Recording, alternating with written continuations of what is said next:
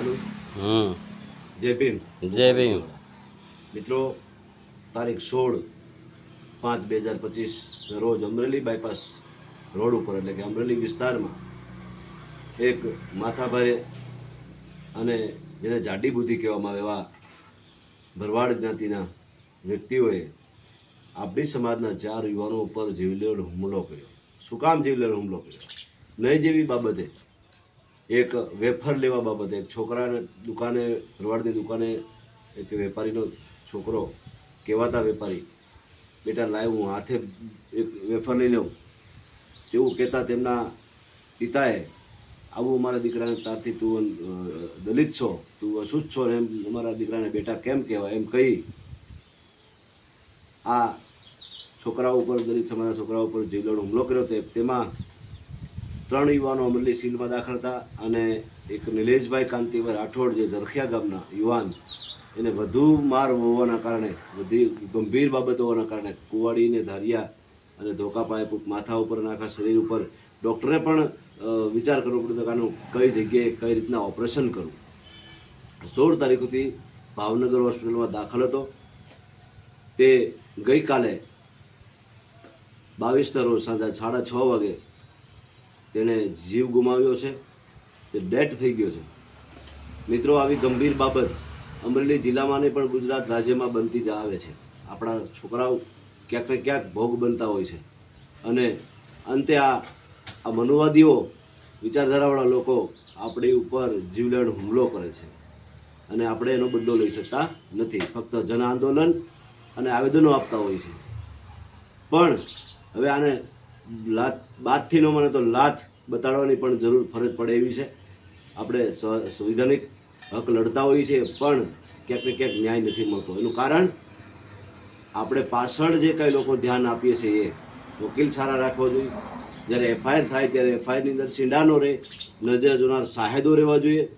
મિત્રો, બીજી અધર જ્ઞાતિના લોકો જો જ્યારે ફરિયાદ થાય ત્યારે ડૉક્ટરનું મેડિકલ સર્ટિફિકેટ આવે ત્યાર પછી જ એની અંદર જે કંઈ જાઓ છે એ પ્રમાણે એફઆઈઆર કરાવતા હોય. આપણે ઉતાવળ કરી અમારા યુવાનો ઉપર એટલા લોકોએ હુમલો કર્યો છે.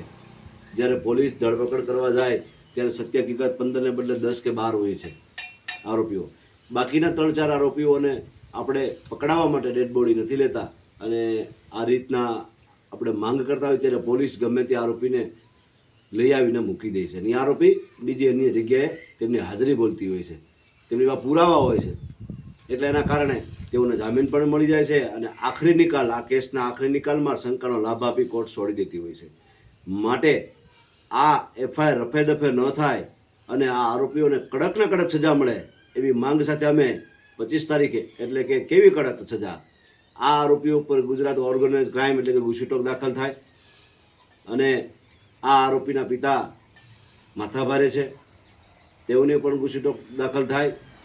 302 નો આરોપી છે, જેથી કરીને આપણને ન્યાય મળે અને આ તાબડતોબ જમીન, મકાન અને સરકારમાંથી સ્પેશિયલ ગ્રાન્ટમાંથી તેઓને સહાય અર્પણ કરવામાં આવે અને સમાજના આગેવાનો, સમાજના સંગઠનો, જે કહેવાતા સંગઠનો, તમામ સંગઠનો આર્થિક મદદ કરે. જો ભંડોળ પીડ્યું હોય તો. બાકી મને ખબર છે કે આપણે સંગઠન, આપણી સમાજના સંગઠનો પર ભંડોળ તો છે જ નહીં, પણ મારે જોવું છે ક્યાં સંગઠનો આ પીડિત પરિવારોને મદદ કરે છે.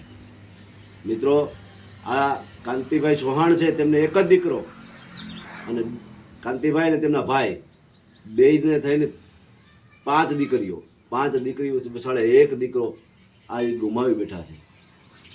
આજે ઘરની અંદર એવી અશાંતિ ઊભી થઈ છે. તમે અનુભવ તો કરો કે તમારી અંદર, ઘરની અંદર કોઈ પણ એક વ્યક્તિ, બીમાર વ્યક્તિ મરી જાય છે તો તમે કેટલો કલ્પાન કરતા હો છો.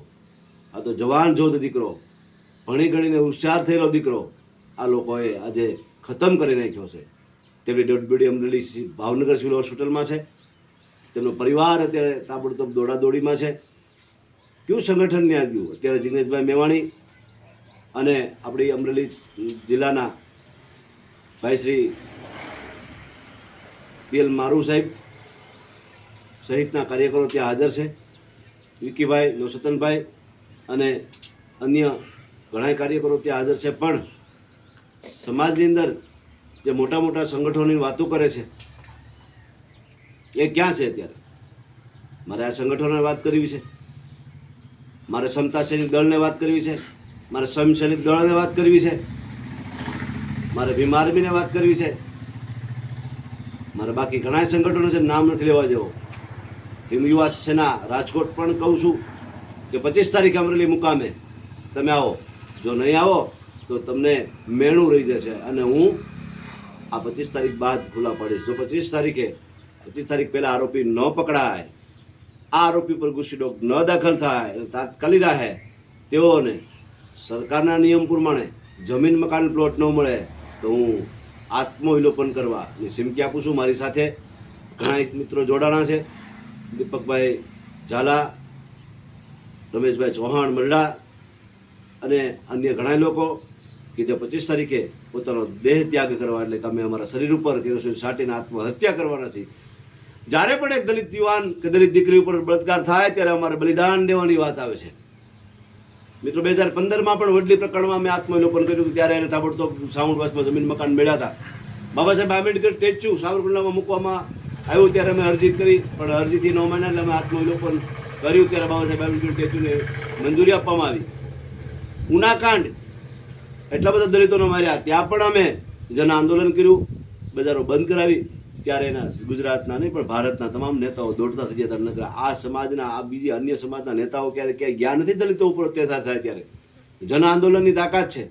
તો 25 તારીખે પણ આ તમામ નેતાઓ, બની બેઠેલા નેતાઓ કે પછી કાર્યરત નેતાઓ આ પીડિતોની મુલાકાત લે અને તેમને પૂરતો સહાય પોતાના ખિસ્સામાંથી પણ આપે એવી આશા સાથે હું 25 તારીખે કલેક્ટર કચેરી સામે બપોરે 10 વાગે આત્મવિલોપન કરવા જઈ રહ્યો છું. તો ગુજરાતના તમામ મિત્રો, ભીમ યુવાનો, આંબેડકર વિચારધારાવાળા અને સમાજના બહેનો, જે મહિલા શક્તિકરણ એ પણ હાજર રહે, જેથી કરીને આ કલેક્ટર અને તંત્રને આંખ ખોલે. જય ભીમ, નમો બુદ્ધાય. અસ્તુ.